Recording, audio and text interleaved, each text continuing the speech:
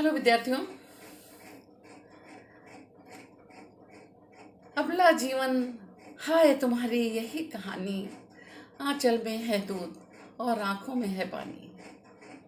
तो विद्यार्थियों, जो साहित्य का शौक रखते हैं वो समझ गए होंगे कि आज हम किसकी बात कर रहे हैं। तो हम आपको बता दे रहे हैं कि हम लोग मैथिली शरण गुप्त जो साकेत पढ़ रहे थे, तो हम मैथिली शरण की ही बात कर रहे हैं।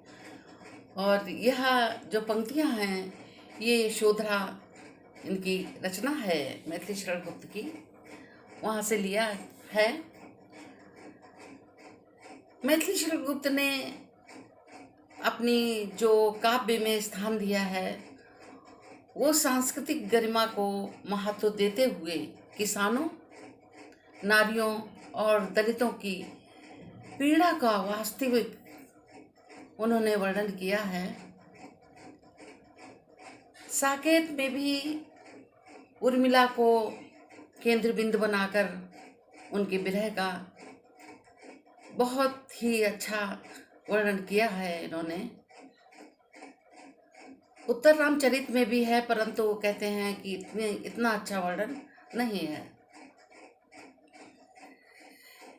ये भी जब हमने आपको पहला मंगलाचरण की व्याख्या की थी, साकेत के जो मंगलाचरण थी उसका व्याख्या की थी, तो उसमें हमने आपको बताया था कि महात्मा गांधी जब आंदोलन कर रहे थे, पटल पर उतरे वो राजनीति के, तो उन्होंने वाल्मीकि रामायण और तुलसीदास के द्वारा लिखा गया रामचरितमानस आदि जो ग्रंथ थे, धार्मिक ग्रंथ, उन पर चर्चा की थी। और उस समय महावीर प्रसाद जो हैं वो साथ में थे। उस समय उन्होंने पाया कि कुछ जो पात्र हैं उपेक्षित हैं, तो उन्होंने महावीर प्रसाद से लिखने को कहा। और उस समय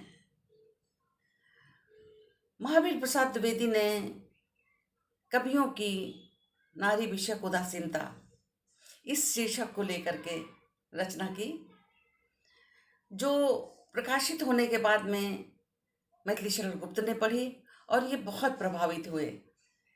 इन्होंने फिर उस समय नारी को ही केंद्र बिंदु बनाकर, माने उर्मिला को केंद्र बिंदु बना करके साकेत की रचना की, जो बाद में ये महाकाव्य के रूप में प्रसिद्ध हुई।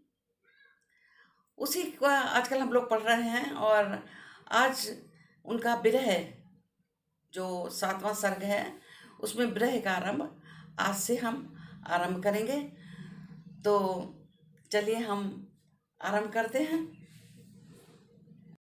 तो आज जो हम पंक्तियां पढ़ रहे हैं कि भूल अवधि सुधि प्रिय से कहती जगती हुई कभी जाओ, किंतु कभी सोती तो उठती वह चौंक कर बोल कर जाओ।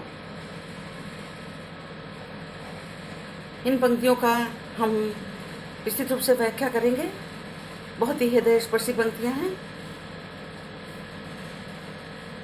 इसमें उर्मिला जो पंक्तियों में कवि ने बताया है कि उर्मिला लक्ष्मण की याद में इतनी खो गई हैं कि उनके विरह में वो डूब जाती हैं, उन्हें रात दिन का होश नहीं रहता, उन्हें सोने जागने की अवस्थाओं को उनको देखकर पता नहीं चलता कि वो सो रही हैं, सोने के समय ये हरकत कर रही हैं, क्रिया कर रही हैं, या जागने के समय कर रही हैं। उसी का वर्णन हम आज पढ़ेंगे, जो हमने बताया बहुत ही स्पर्शी है। तो चलिए हम देखते हैं। देखिए, भूल अवधि सुधि प्रिय से कहती जगती हुई कभी आओ, कभी सोती तो उठती हुआ चौंक बोलकर जाओ। प्रस्तुत पंक्तियां मैथिली शरण गुप्त के द्वारा लिखी गई रचित महाकाव्य साकेत के 9 सर्ग से उद्धृत है।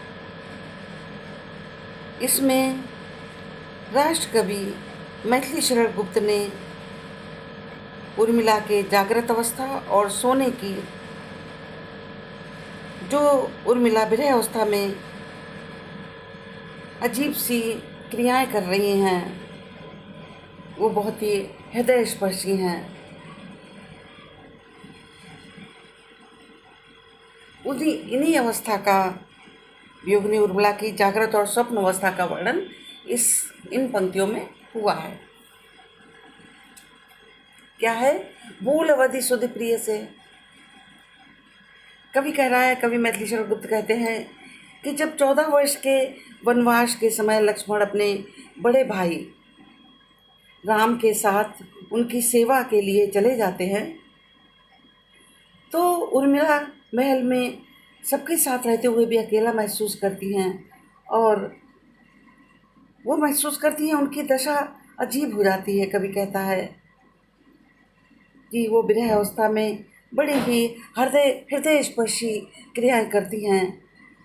कवि कहता है कि उर्मिला है लक्ष्मण के ध्यान में इतनी तल्लीन हो जाती हैं कि उन्हें 14 वर्ष की वन गमन की अवधि का स्मरण ही नहीं रहता। इतनी ध्यान में खो जाती हैं लक्ष्मण के तो भूल जाती हैं, भूल अवधि समय भूल जाती हैं कि लक्ष्मण तो वहाँ गए अभी कहीं नहीं आए हैं। सुध प्रिय से कहती जगती कभी आओ, और उन्हें लगता कि लक्ष्मण आ गए। वो कहते हैं कि वो कमरे जहाँ लेटती हैं वहाँ कहती हैं आ जाओ, किंतु कभी सोती तो, और कभी कभी क्या होता है कि वो सोती होती हैं पर चौंक पड़ती हैं और उन्हें लगता है कि लक्ष्मण आ गए हैं और चौंक कर कहती हैं अरे तुम क्यों लौट आए हो, जाओ राम जो भगवान राम हैं श्री रामचंद्र जी की अपने बड़े भाई की सेवा करने गए थे वहीं जाओ। इस तरह से वो चौंक कर हम बोलती हैं। तो ये आपकी व्याख्या रही और अब हम विशेष लिखेंगे तो इसमें सर्वप्रथम जैसे बताया अलंकार अनुप्रास अलंकार तो है ही इसमें पूरे दोहे में। और रस कौन सा है? श्रृंगार रस है, वियोग श्रृंगार वियोग रस है, क्योंकि जब श्रृंगार रस आपने पढ़ा होगा और नहीं पढ़ा हो तो पीछे हमने एक वीडियो डाली है वियोग श्रृंगार की, उसको पढ़िए, उसके बाद आपको समझ में आएगा वियोग श्रृंगार क्या है। इसमें वियोग श्रृंगार या संयोग श्रृंगार, श्रृंगार रस क्या है, ये सभी कुछ आपको पता चल जाएगा। वियोग श्रृंगार रस है इसमें, और छंद आर्या है। रस कौन सा है? वियोग श्रृंगार। छंद आर्या। भाषा संस्कृत तत्सम प्रधान सुबोध खड़ी बोली। आप कह सकते हैं कि भाषा संस्कृत प्रधान सुबोध और खड़ी बोली है।